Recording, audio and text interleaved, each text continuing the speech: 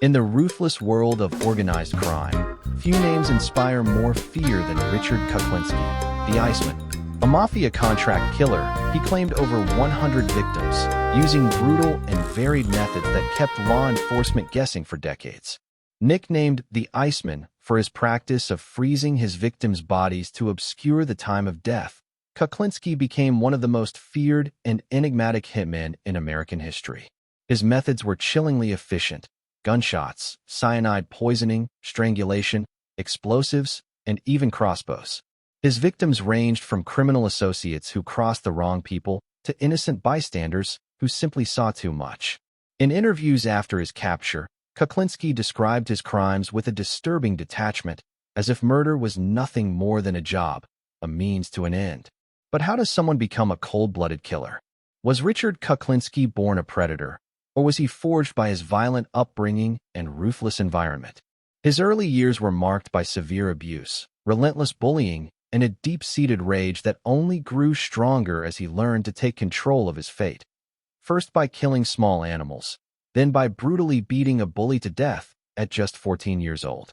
As he entered adulthood, he found himself drawn deeper into the criminal underworld, first as an enforcer for loan sharks, and then as a trusted contract killer for the Gambino crime family. For 3 decades, Kuklinski lived as a ghost, leaving no evidence, no witnesses, and no connections between himself and the countless bodies that turned up on the streets. But even the most meticulous criminals make mistakes, and in 1986, the law finally caught up with him. An undercover sting operation led to his arrest, and in 1988, he was sentenced to 2 consecutive life terms in prison. Though he remained incarcerated until his death in 2006, Kuklinski never stopped talking about his crimes, offering chilling confessions and televised interviews that gave the world a rare glimpse into the mind of a true contract killer. This is the story of Richard Kuklinski, a man who lived in the shadows, murdered without conscience, and fooled the world into believing he was just another ordinary citizen. It is a tale of violence, deception, and the horrifying reality of what a man is capable of when he completely abandons his humanity. Richard Kuklinski, also known as the Iceman, is one of the most notorious criminals in American history. His life story is a chilling tale of violence, deceit, and the complexities of a man who led a double life. Below, I will provide you with a comprehensive overview of his life, covering key events and themes. Early life, birth and family background. Richard Leonard Kuklinski was born on April 11, 1935, in Jersey City, New Jersey. He was the second of 4 children in a Polish-American family. His father, a laborer, was abusive, and his mother was often neglectful. The environment at home was tumultuous, with frequent domestic violence, which deeply affected Kuklinski. Teenage years. As a teenager, Kuklinski became involved in petty crime. He was bullied in school and learned to fight to defend himself. He dropped out of school and started engaging in more serious criminal activities. Criminal career. Entry into crime. In the early 1950s, Kuklinski began working for the Gambino crime family. He quickly gained a reputation for his ruthlessness. His criminal activities included theft, extortion, and later, contract killing. The moniker, the Iceman. Kuklinski earned the nickname, the Iceman, due to his method of freezing his victims to obscure the time of death and prevent decomposition. He claimed to have killed over 100 people, although the exact number remains disputed. Methods of killing. Kuklinski was known for his brutal and varied methods of murder, including guns, knives, and even poison. His cold and calculating demeanor made him particularly feared. Personal life. Marriage and family. In 1961, Kuklinski married Barbara, and they had 3 children together. He maintained a facade of a normal family life, which contrasted with his violent profession. Despite his criminal activities, he was described as a devoted family man, although he was often emotionally distant. Dual life. Kuklinski managed to keep his criminal life separate from his family life for many years. He would often lie to his wife about his whereabouts. This duality created a complex psychological framework, where he compartmentalized his violent actions from his role as a father and husband. Arrest and conviction. Capture. Kuklinski's criminal activities eventually caught up with him. In 1986, he was arrested after a lengthy investigation by law enforcement. His capture was facilitated by his own arrogance and his tendency to boast about his crimes. Trial and sentencing. During the trial, Kuklinski displayed a chilling indifference to his crimes. He was convicted of multiple counts of murder. In 1988, he was sentenced to life in prison without the possibility of parole. Life in prison and death. Prison life. While in prison, Kuklinski became a subject of fascination. He was interviewed by various media outlets, sharing details about his life as a hitman. He maintained his persona as a cold-blooded killer, often relishing in the attention. Health issues and death. Kuklinski suffered from various health problems while incarcerated, including heart disease. He died on March 5, 2006, from a heart attack at the age of 70. Legacy. Cultural impact. Richard Kuklinski's life has been the subject of numerous documentaries, books, and films. His story raises questions about the nature of evil and the psychological factors that contribute to criminal behavior. The documentary, The Iceman Tapes, and the film, The Iceman, starring Michael Shannon, are notable examples of media that explored his life. Psychological analysis. Psychologists have studied Kuklinski's behavior to understand the mind of a serial killer. His ability to separate his violent actions from his family life exemplifies the complexities of criminal psychology. His story is often used in discussions about nature versus nurture, examining how his upbringing influenced his criminal tendencies. Conclusion. Richard Kuklinski's life is a stark reminder of the potential for violence that exists within individuals, often hidden beneath a veneer of normalcy. His story is not just about the crimes he committed, but also about the psychological and sociological factors that contributed to his development as one of America's most infamous criminals. Understanding Kuklinski's life provides insights into the darker aspects of human nature and the complexities of the criminal mind. Detailed exploration of key themes. Detailed exploration of key themes. To further elaborate on Richard Kuklinski's life, we can delve into several key themes that characterize his story and offer deeper insights into his personality, motivations, and the social factors that shaped his existence. 1. Nature versus nurture. Childhood trauma.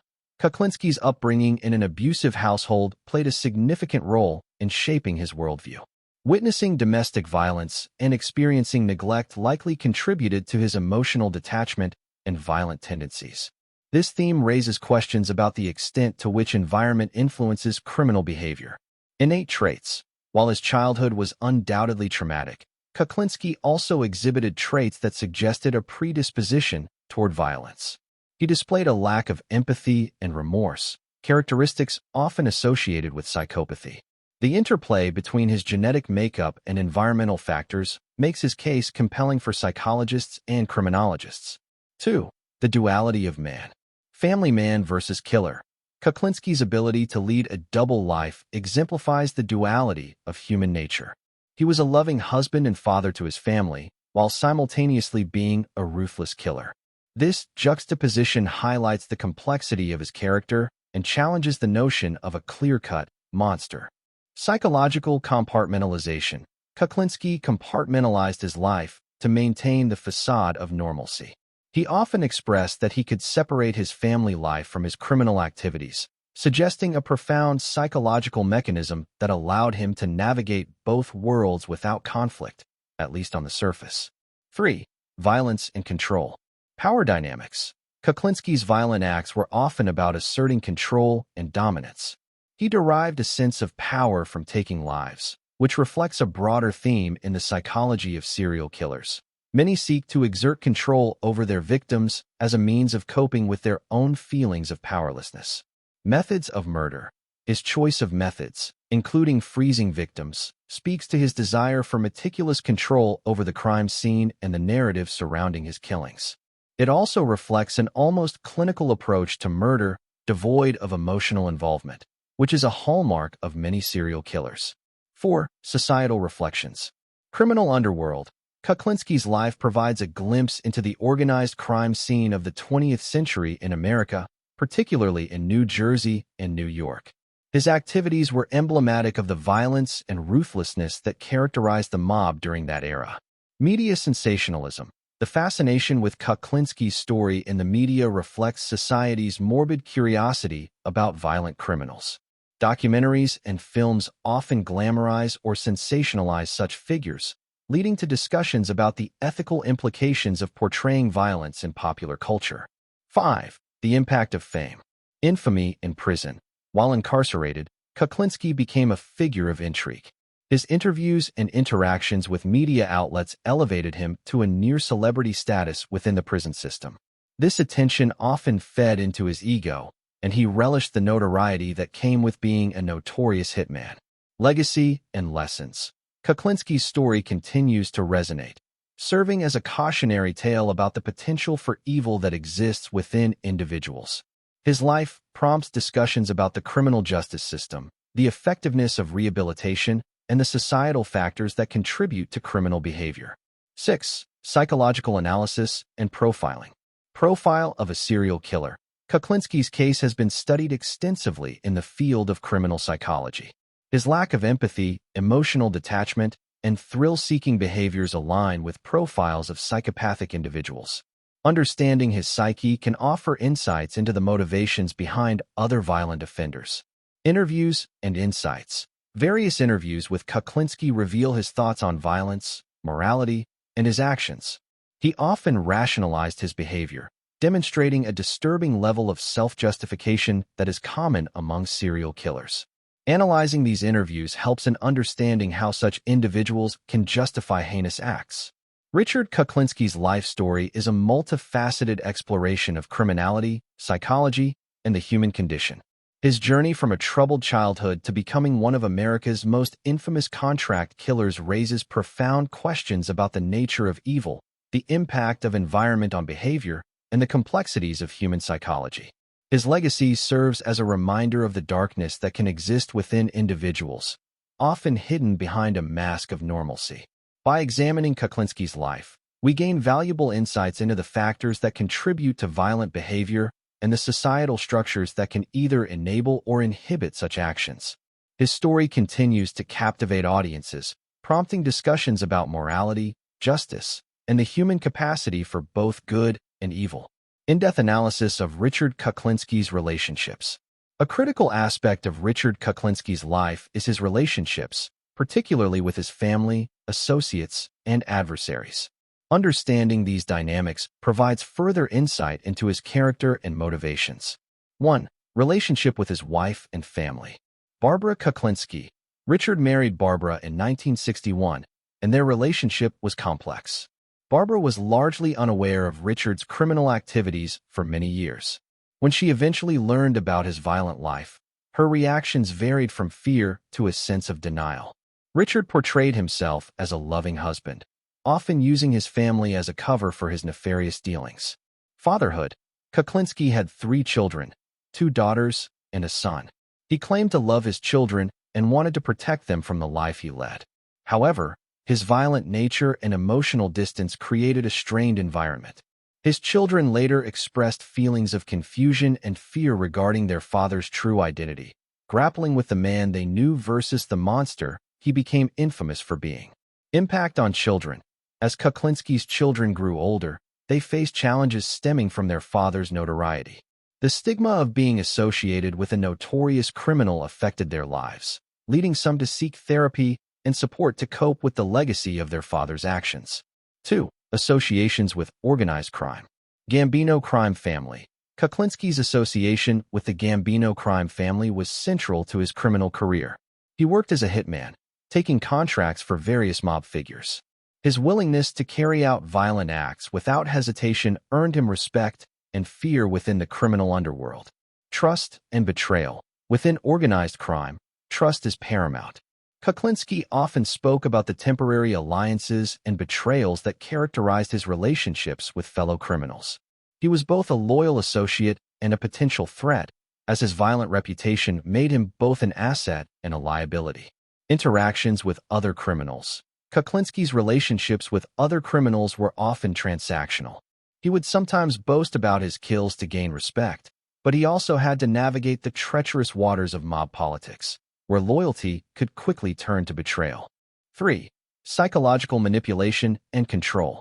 Manipulative nature. Kuklinski was known for his ability to manipulate those around him. He often used fear and intimidation to control others, whether in his criminal dealings or personal relationships. This manipulation extended to his family, where he maintained control through secrecy and deception. Psychological games. In interviews, Kuklinski displayed a penchant for psychological games, often relishing the power he had over his interviewers. He would often shift narratives, leaving people questioning his truthfulness and motivations, further enhancing his enigmatic persona. 4. Confrontations and rivalries. Violence with rivals. Kuklinski's life was marked by violent confrontations with rivals and adversaries. He was involved in several high-profile killings, which were often a result of turf wars or personal vendettas. His reputation for brutality ensured that he was both feared and respected in the criminal world. Survival instincts. Kuklinski's ability to survive in the violent world of organized crime was partly due to his willingness to use extreme measures against anyone who threatened him. He often recounted stories of how he eliminated rivals, showcasing not just his violent tendencies, but also his survival instincts. 5. The role of law enforcement. Cat and mouse with authorities. Kuklinski's criminal career was marked by a constant game of cat and mouse with law enforcement. He was adept at evading capture for many years, often changing methods and locations to avoid detection. Arrest and interrogation. When he was finally arrested, Kuklinski's interactions with law enforcement were revealing.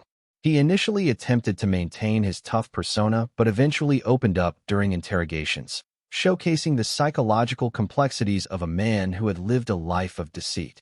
His confessions provided invaluable insights into the mind of a contract killer. 6. Media portrayal and public fascination. Documentaries and films. The public's fascination with Kuklinski is evident in various media portrayals. Documentaries like The Iceman tapes and films such as The Iceman have dramatized his life, often focusing on his duality as a family man and a ruthless killer. This media attention has contributed to the mythos surrounding his character. Cultural impact. Kuklinski's story has transcended mere criminality. It has become a cultural phenomenon. His life raises questions about morality, the nature of evil, and the human capacity for violence. By exploring his psyche, audiences are drawn into a narrative that examines the darker aspects of humanity, blurring the lines between fascination and repulsion. 7. Kuklinski's reflections on his life and crime. Self-perception. Throughout his interviews and confessions, Kuklinski often displayed a complex self-perception. He seemed to oscillate between pride in his criminal exploits and a sense of detachment from the consequences of his actions.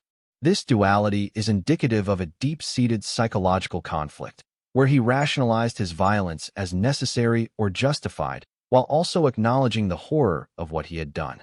Morality and justification. Kuklinski frequently discussed his views on morality, often suggesting that he operated outside societal norms. He expressed a belief that his actions were a means of survival in a brutal world. This perspective showcases the mindset of many criminals who detach themselves from societal expectations and moral frameworks, creating their own justifications for their violent behavior. 8. Psychological profiling and criminal behavior. Traits of a psychopath. Richard Kuklinski's life fits many characteristics associated with psychopathy, including a lack of empathy, superficial charm, and manipulative behavior.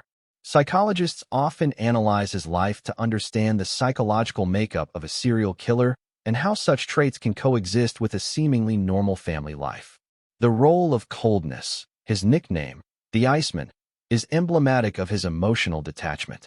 Kuklinski often described himself as someone who could turn off his emotions, particularly when it came to killing.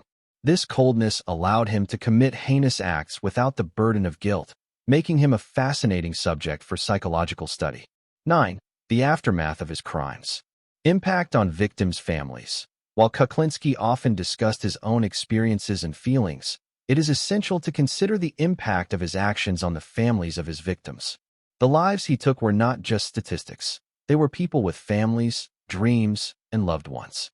The ripple effects of his violence extended far beyond his immediate actions, leaving a legacy of grief and trauma. Legacy of fear. Kuklinski's reign as a hitman contributed to a climate of fear within the organized crime landscape.